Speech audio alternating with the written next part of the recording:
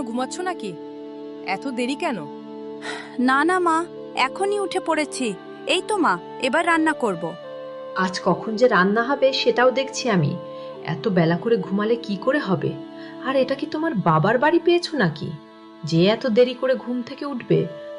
মা, আমি এখনই রান্না করে দিচ্ছি। মা, এত সকাল সকাল কেন বকা দিচ্ছ? তুই চুপ কর। বউকে কিছু বললেই তো তোর সমস্যা।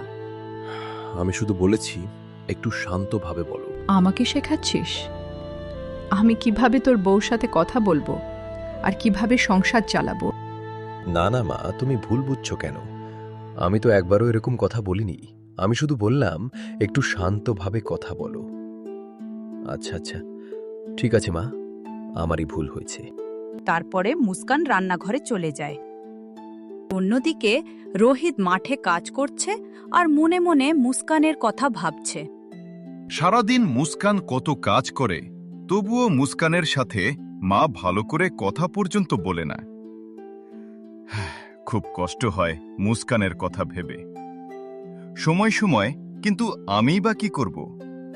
আমি বাড়ির একটাই ছেলে, তার উপরের বাবা অনেক আগেই মারা গেছেন।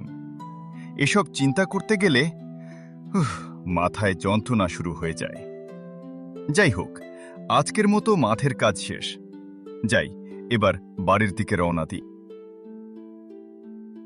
দুপুরে সবাই একসাথে খেতে বসেছে।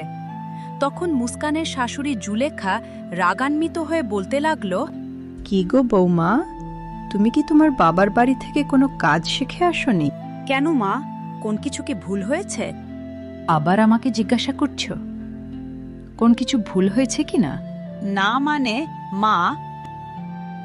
এই চুপ করো তো তুমি। না মা, মানে কি? তুমি দেখতে পাচ্ছ না ভাতটা ঠান্ডা হয়ে গেছে, এখনই গরম করে এনে দাও। ঠিক আছে মা, আমি এখনই গরম করে এনে দিচ্ছি। আর শোনো, আর একটা কথা, আমরা আগে ভাত খাবো, তারপরে যতটুকু খাবার বেঁচে থাকবে সেটা তুমি খাবে, বুঝতে পেরেছো? আর হ্যাঁ, আর একটা কাজ আছে। যাও তো বাপু, কূ থেকে এক বালতি জল আনো, তারপরে তুমি খাবে। মাকে যদি এখন কিছু বলতে যাই তাহলে রেগে যাবে। কি আর করার, চুপ থাকি। ঠিক আছে মা।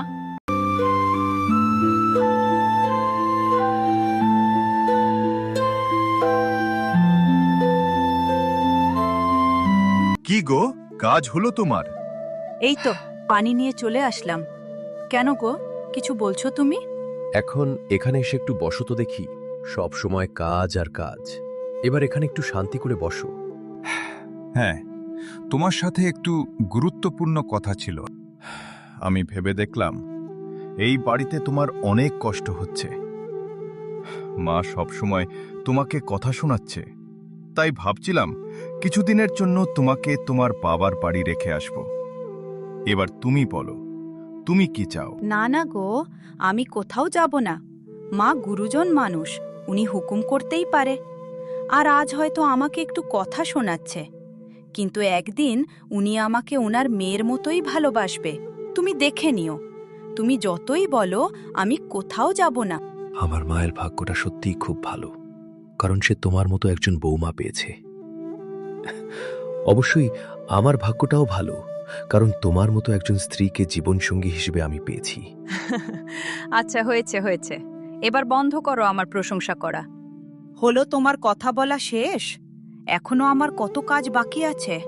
আর মা যদি দেখে কাজ বাদ দিয়ে আমি তোমার কাছে বসে গল্প করছি, তাহলে এসে অনেক বকা দিবেন। ঠিক আছে, তুমি আরাম করো, আমি একটু কাজগুলো করে আসি। আচ্ছা আচ্ছা, ঠিক আছে গিন্নি, যাও।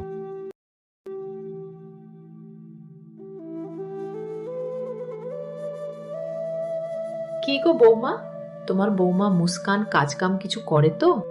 কি আর বলবো কাকিমা আপনাকে, বাড়িতে তো কোনো কাজই নেই, শুধু একটু রান্না করা আর ঘর উঠোন ঝাড়ু দেওয়া, এই আর কি।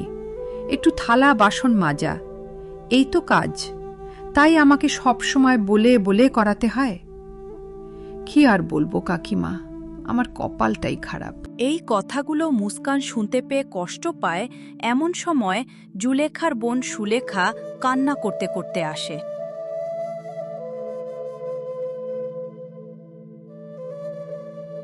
হলো সুলেখা বোন? তুই কান্না করছিস কেন? কিছু হয়েছে?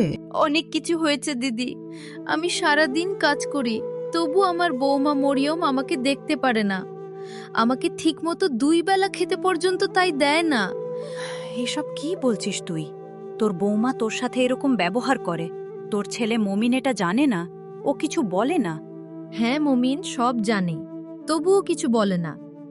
একদিন তো ওর বউয়ের কথা শুনে আমাকে মারতে পর্যন্ত গিয়েছিল। জুলেখা তখন ছোট বোন। সুলেখার মুখের এসব কথা শুনে সে মনে মনে ভাবতে লাগলো, আমি মুস্কানের সাথে কত খারাপ ব্যবহার করি, তবুও মুখ তুলে আমাকে একটা কথাও বলে না। সত্যি আমার বৌমা খুব ভালো। আমি আর ওর সাথে কোনো দিন খারাপ ব্যবহার করব না।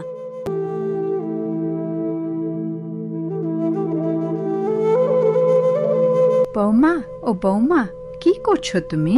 এই তো মা, ঘুম থেকে উঠলাম, এবার গিয়ে রান্না করব।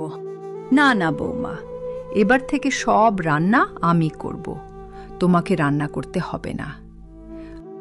না না মা, আপনাকে রান্না করতে হবে না, আমি রান্না করব। আর আপনি হলেন আমার মায়ের মতো। মাকে রান্না করে দিলে বা কাজ করে দিলে কোনো ক্ষতি হবে না মা। আর আর আপনাকে ভালোবাসলে উপরওয়ালা আমাকে বেশি ভালোবাসবেন। সত্যি তোমার মতো বৌমা পাওয়া ভাগ্যের ব্যাপার পার। আর আমার সেই ভাগ্যটা আছে বলেই আমি তোমার মতো বৌমা পেয়েছি। আর আজ থেকে তুমি এই বাড়িতে আমার মেয়ের মতো থাকবে। তারপরে তারা সুখে শান্তিতে বসবাস করে।